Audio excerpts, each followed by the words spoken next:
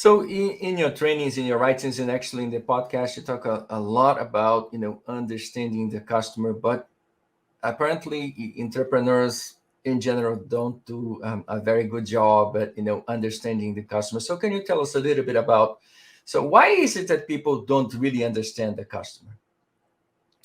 Ram, it comes back down to a fair, heavy dose of ego.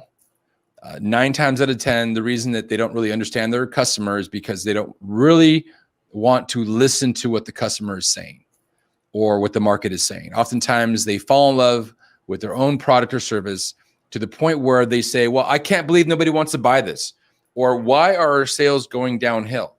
And at the end of the day, unless it is something that is a trend, unless there's a value, a significant value in what you're providing, people aren't gonna really gravitate towards that.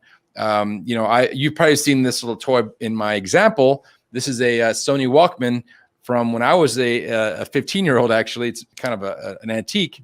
And but back in the day, this was amazing. This had the auto rewind. This had even a radio built in. It's waterproof.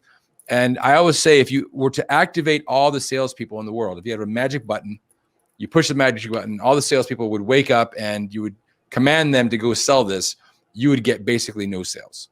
You might get some sales for nostalgia, but nowhere close to what Spotify or these other services are providing, because it's no longer a viable, there's no value in it beyond what's already out there.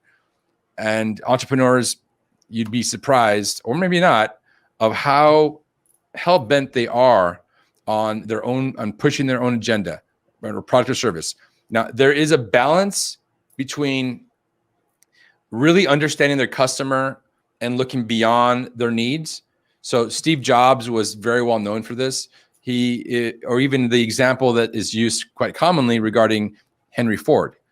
If Henry Ford was to ask his customers what they wanted, he said they would say a faster horse. So obviously he went beyond that to provide a deeper value in really what happened is he, created the automotive and the assembly line and really took that to the next level. But it really stemmed from the true needs and desires of the customers, which required 2/3 listening to the customer and that other 1/3 of being able to look beyond what they need.